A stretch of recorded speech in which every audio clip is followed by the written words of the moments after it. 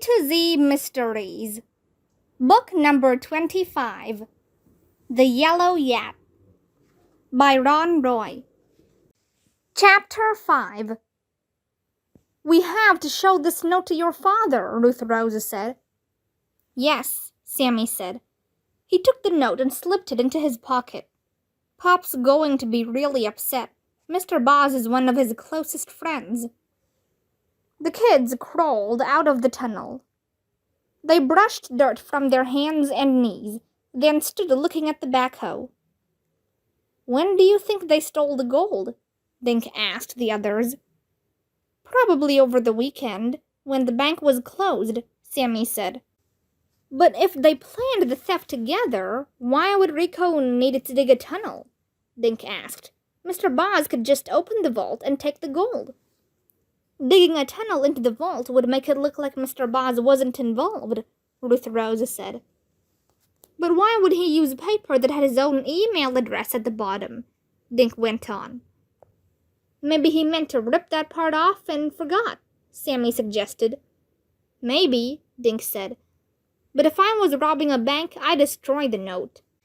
"How would they carry all that gold to the wall?" Ruth Rose asked. "I'd use the backhoe," Josh said, heading toward the huge piece of equipment. The scoop bucket was in the down position, resting on the ground. Josh stepped into the bucket and examined the metal edges. "Take a look at this," he said. He had his finger on a shiny mark on the metal. The others studied the mark. "It looks like gold scrapings," Sammy said. "You are right," Dink said. "They did use the backhoe to move the gold." Sammy pulled the note from his pocket and read it again.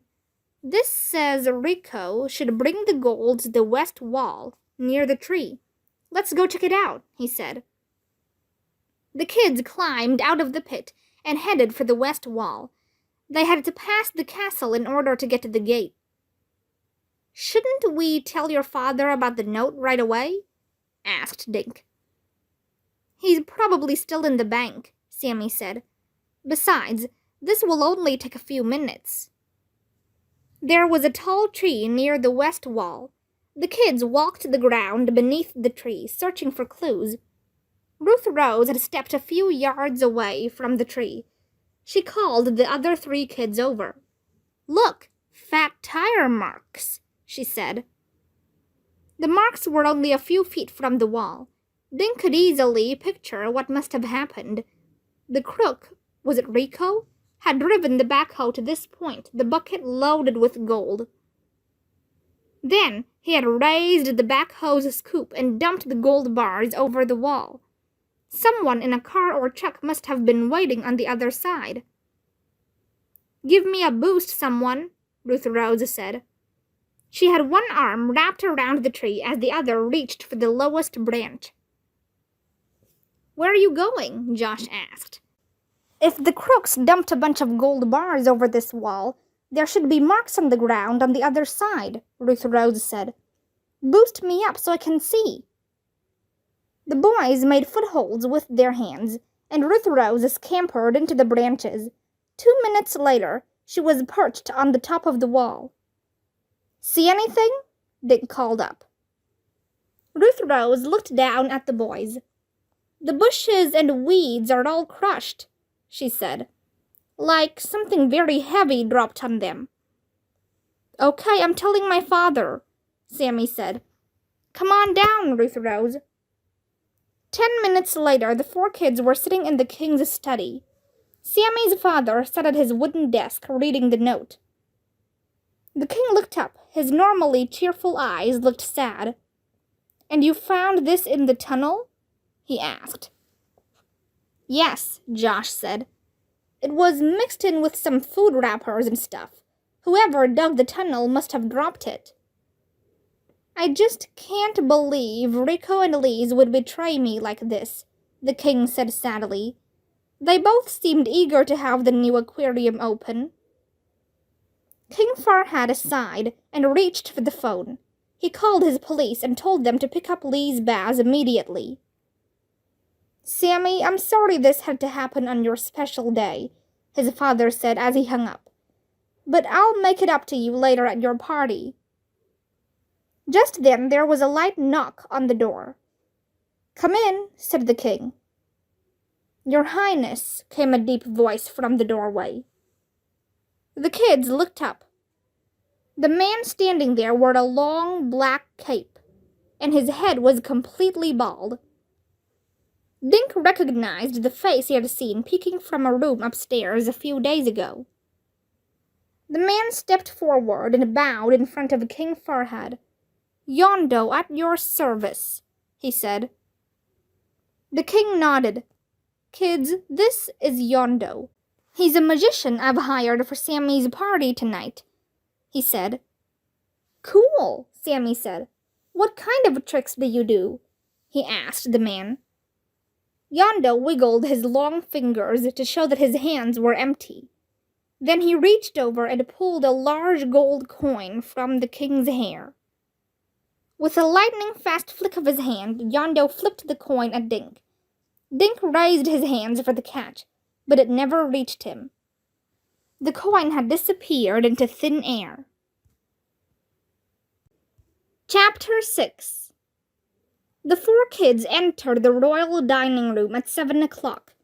The table was set with a white tablecloth that reached the floor. The queen's best dishes sparkled under the candlelight. The king and queen smiled at the kids. "This is your night, Sammy. There will be no discussions of the missing gold," the king stated. In the middle of the table sat 3 large pizzas. "How did you know pizza is my favorite meal?" Josh asked, rubbing his stomach. Sammy grinned. "It's my favorite too," he said. A half hour later, only pizza crusts were left. A servant cleared the table.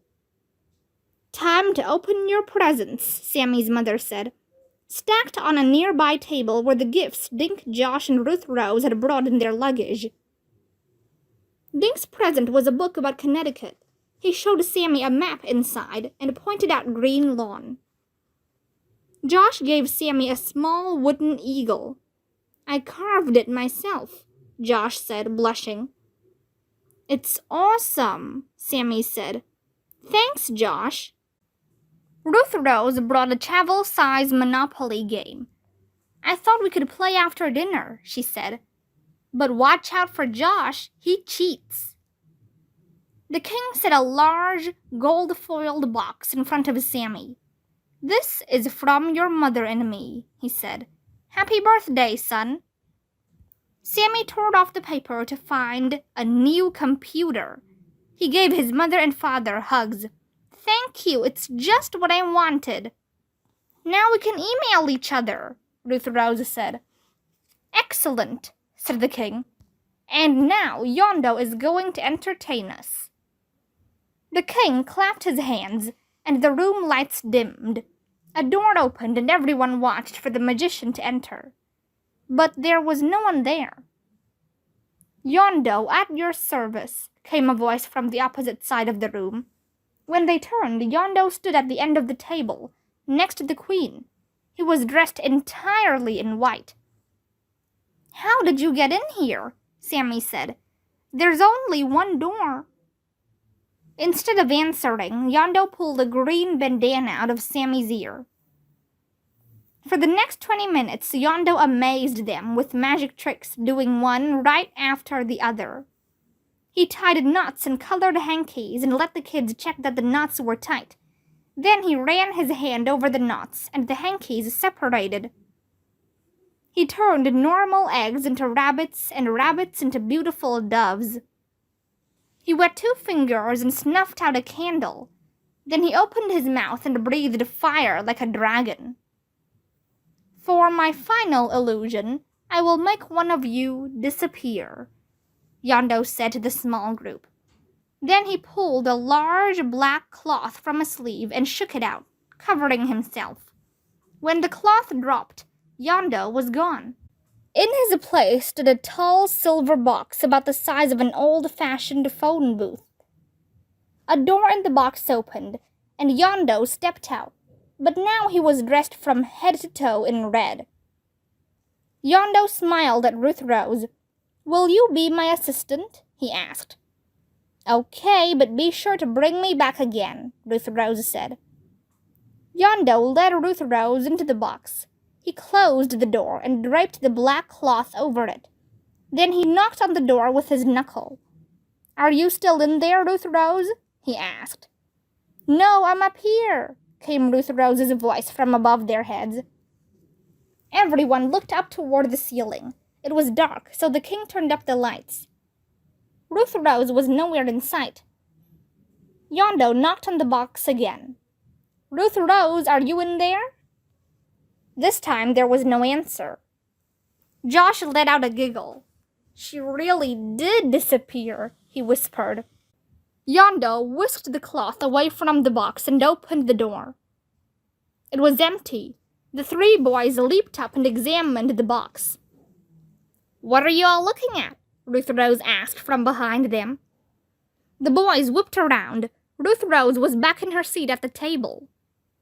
"How did you do that?" Josh asked Ruth Rose. "I'll never tell," she said. Just then, a servant carried in a cake with 10 lit candles on it. Yondo started to leave. "Please stay for some cake," the king said with a smile. "As long as you don't make it disappear." Yondo smiled. "Only my piece will disappear," he said. Sammy made a wish and blew out the candles, and they ate. "I'm gonna bust open," Josh said later as the servant cleared the table. King Farhad and Queen Grace excused themselves. "You kids can sit up and play Monopoly if you wish," the queen said. "But not too late, Sammy." The kids decided to play in Sammy's room. As they climbed the stairs toward the bedroom wing, Dink was thinking about the missing gold. "Sammy, where did your father find Yondo?" he asked. "I don't know," Sammy said. "I was just as surprised to see him as you guys." "Does he live in Kostra, or did he fly here like we did?" Dink asked. "Why? Does it matter?" asked Sammy. "I'm not sure," Dink said. "But don't you think it's strange that your father's gold disappeared right after Yondo got here?"